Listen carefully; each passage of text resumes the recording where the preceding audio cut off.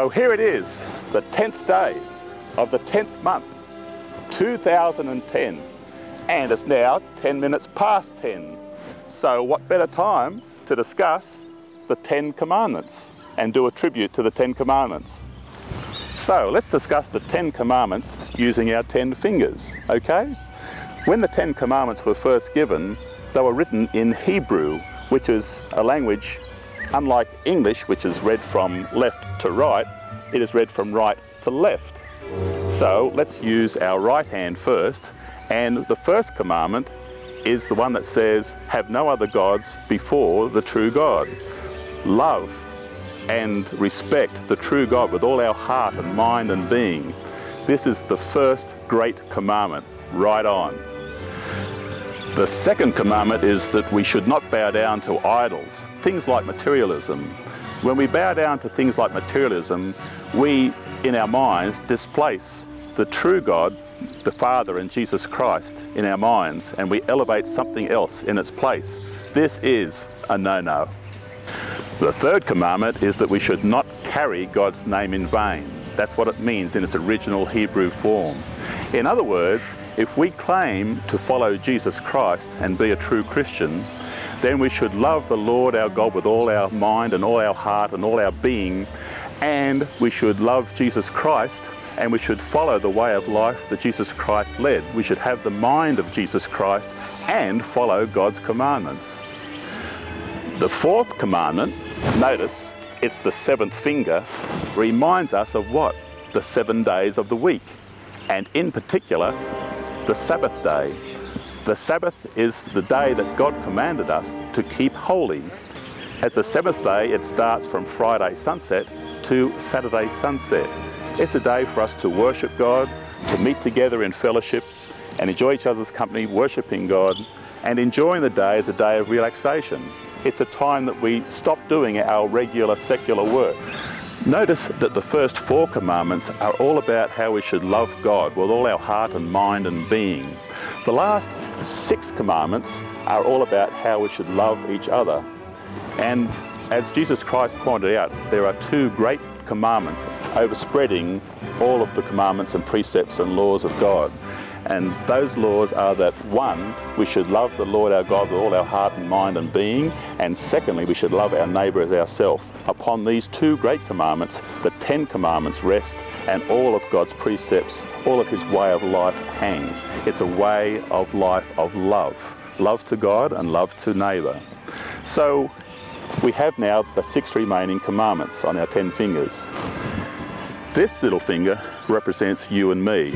It also represents, as the 5th commandment, our relationship with our physical father and mother, and spiritually, our Father in heaven, and our relationship with Jesus Christ and the church. So the 5th commandment is about loving and respecting our parents. So now we go to our left hand and we come to the 6th commandment. What is the 6th commandment? Well, this reminds us a bit like a knife or a switchblade. The sort of thing that someone, if they had such hatred towards another, could murder their brother or sister. An awful thing to do. So God has commanded that we shall not murder. The 7th commandment, you'll notice, is the ring finger, which reminds us of what? Being faithful in marriage. The 7th commandment is you shall not commit adultery. Now the 8th finger represents the 8th commandment, which is what? You shall not steal. Notice that with this longer finger, what is the first thing we touch when we reach out to steal something which is not ours? It's this longer finger. So it's a good way of remembering the 8th commandment, not to steal something as somebody else's. Now we come into the 9th commandment, which is what?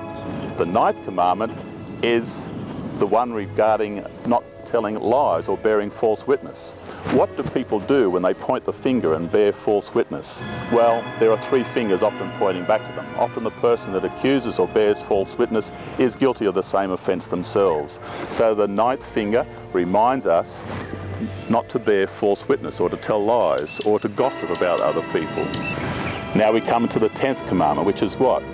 The 10th commandment is that we should not covet anything which is someone else's. We should not be greedy for something that someone else has. Notice that if we disobey the 10th commandment, we also displace the first commandment in putting something more importantly before God. So we should not covet something which is not ours. So, there we go, celebrating the 10 commandments of God on the 10th day of the 10th month, 2010, at 10 minutes past 10. I hope you enjoyed it. The first commandment again is that we should love and respect God with all our heart and mind and being, the true God being the Father and Jesus Christ. The second commandment is that we should not bow down to idols and put the true God down in our minds. The third commandment is that we should not carry the Lord's name in vain. The fourth commandment, to remember the Sabbath day and to keep it holy, the seventh day of the week. The fifth commandment is that we should love and respect our mother and father. The sixth commandment is that we shall not kill. The seventh commandment is that we shall not commit adultery.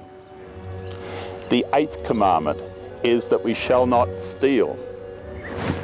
The ninth commandment is that we shall not bear false witness or tell lies. And the 10th commandment is the one where we should not covet or be greedy for anything which is not ours.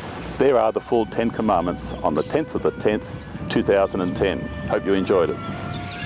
So, if you'd like to know more about the 10 commandments and how it can make your life a whole lot better, why not write for our free booklet, The 10 Commandments? It's yours free for the asking. Just write to the address on the screen now. And while you're at it, why not write for your free copy of the Good News magazine? It's yours free for the asking. The Good News is a magazine of wisdom and understanding. Just write to the address on the screen now. The Good News magazine. You'll love it.